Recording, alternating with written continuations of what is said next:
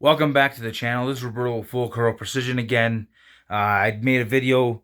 I did a little unboxing thing. I got a Lyman brass trimmer. Thing is nice. Had to make some small. There was a few small things that were loose with it. Nothing crazy, but got to figure it out, and it's working great. So just to show kind of how a brass trimmer works for those who don't know, haven't done this before, they don't see it. Okay, so this is not just for guys who've been doing it for a long time. This is for newcomers who've never done this in their life. So I try to show everything so that way they kind of have an idea how to use it. Let me turn the camera around. One thing that's kind of, here you go, is it gives an instruction manual. And for the most part, it's pretty simplistic. They even give a section on how to maintain it. See where to go.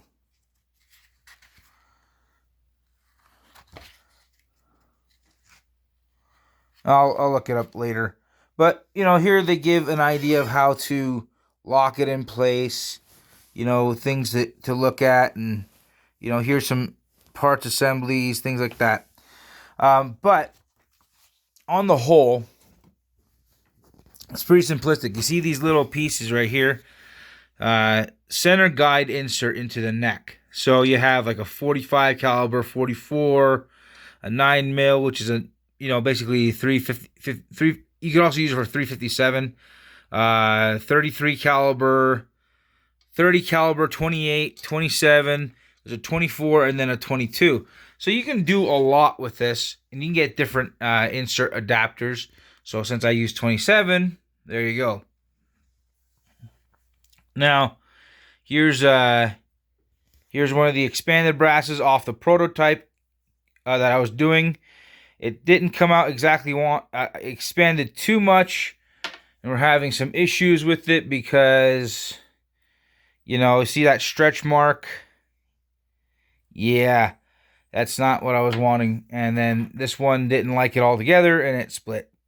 So, back to the drawing board. Nothing crazy, though. Already got tooling coming. Talk to the tooling company. I'll go into more of that in a minute. But this is pretty simple. So, right here, you got these jaws that come in. There's a center punch there. You put that in there. Slide that forward. There you go. It centers it. You see? Right there. And these are your trimming teeth. And then all you do is you take this right here and you close it to where it's just a little snug and it stays in place. And then you simply, because it has no spring pressure, it's just what you do on it. And you don't want a ton of pressure on it because it doesn't take much to trim brass. And you just go around. It cleans it up a little bit. You check it again.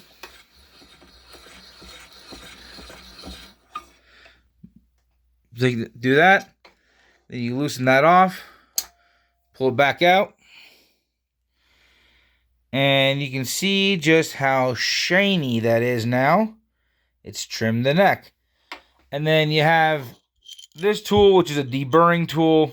You go in and you put this in there. It gets the outside. This gets the inside. So pretty simple. And then you use your calipers. And you want to take a little bit off at a time to make sure your neck is trimmed exactly how it's supposed to be. So yeah, that's a brass trimmer. Now there are different manufacturers. There's some that are really expensive, some that are not. There's even ones that you can get that actually have a die that you can actually put your brass into your press, and you can put it up, and you can actually do it up there. So there's a whole slew of options. I think Lee is the one who makes the one for the press, is the one I saw. But after doing all the, reading the reviews and seeing different things, the best bang for the buck is going to be this Lyman. It's pretty simplistic. It's easy to maintain. You got these two locking jaws in here. You can see those. So right behind them, behind this plate, is there's under spring tension. You can see them go in and out there. Yeah, so is that center ball bearing. And then this is just threaded. So as you tighten down, you can see how it moves. Look, you see how it gets closer, comes on. So it just pivots on a thread, and that allows it to tighten and to loosen. And so it's pretty simplistic. And then there's a big nut that comes on there's a shaft that comes through this block, and then there's a nut on the end. So if you need to take this off and replace it, you can do so. There's ways to maintain it. Yeah, this has an Allen key right there, so you can loosen this off. You can take that inner insert out, and then yeah, it's pretty easy. And then this kind of gives you a good range of motion, so you can trim some really long bullets or long casings in this, and you can trim just really short ones as well. It all depends on what you're doing. So if let's say you're reloading for a handgun, you're not going to have a very long case. You can be right up in there and trim. Or in my case, because I'm using 270 brass as my parent casing, I'm at 2.54, so I can do the same thing with this. Yeah, that's the brass trimmer.